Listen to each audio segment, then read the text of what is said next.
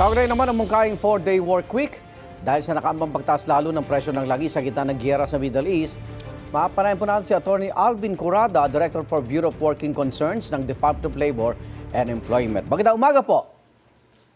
Good morning, Igan, and good morning to your viewers. Maraming salamat for accommodating the the Department of Labor and Employment. Opo, ano po ba posisyon ng DOLE? May mungkahing 4-day work week po. Opo, yung ating 4-day work week, Igan, ay matagal na po nating ini-implement. Noong 2004 and 2009, nagkaroon tayo ng economic crisis noong mga panahon na iyon. Nag-implement na po tayo ng compressed work week. Ito po yung pwede pong 4-day work week. And then yung 2009, tayo po ay nag-implement naman ng flexible work arrangement. So sinasabi po ng DOLE ngayon na although voluntary po ito, mutual agreement ng employers and workers, meron na po tayong framework na ready na agad na pwedeng i-adapt ng the private sector. Opo. Para ma-address yung mga posibleng pagtaas ng mga presyo, hirap po sa pag-transport ng ating mga manggagawa. Ano po reaksyon ng mga employer po dito? Yung ating mga employers po ay wini-welcome po itong ating flexible work arrangement. In fact, nasabi ko na po kanina na 2004, 2009 pa po ito.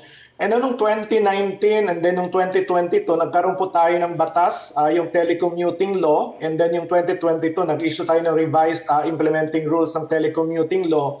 Ang sinasabi naman po na kung ang ating trabaho ay maidi-deliver naman through computer technology, yung ating mga manggagawa ay pwede na sa bahay or sa ibang alternative workplace sila mag-render ng kanilang trabaho.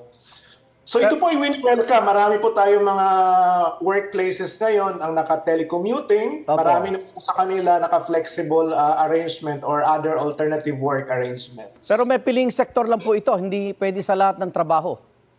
Tama yun, Igan. Kasi po, iba naman po yung trabaho sa mining sector halimbawa, sa agriculture. So nakikita po natin sa ibang services and sectors, ito po ay ina-adapt yung manufacturing po natin, yung administrative services. Ito po yung karamihan na nag-a-adapt ng telecommuting and alternative work arrangements. Pag 4 na araw lang hubang pumasok, hindi naman bawas ang kanilang sweldo.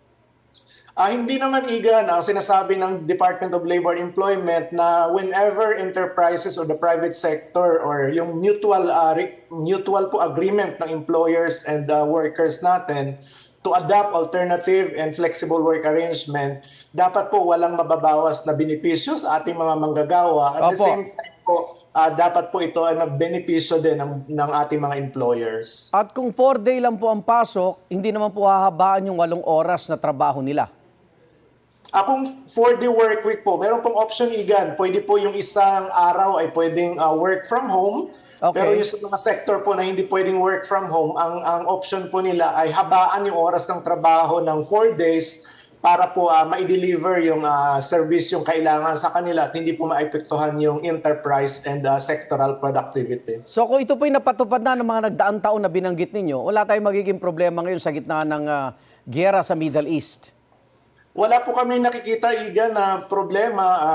Nakahanda po yung ating mga polisiya para po agaran po makapag-implementa yung private sector ng alternative work arrangement, flexible work arrangement, and kung ang trabaho po ay kayang i-deliver through a computer technology, pwede po sila hybrid, pwede pong entirely online, or pwede pong work from home yung ating mga manggagawa. Kung gagawin 10 oras po ang pasok sa loob ng 4 na araw, automatic ho bang magiging overtime na yung extra na 2 oras po, attorney?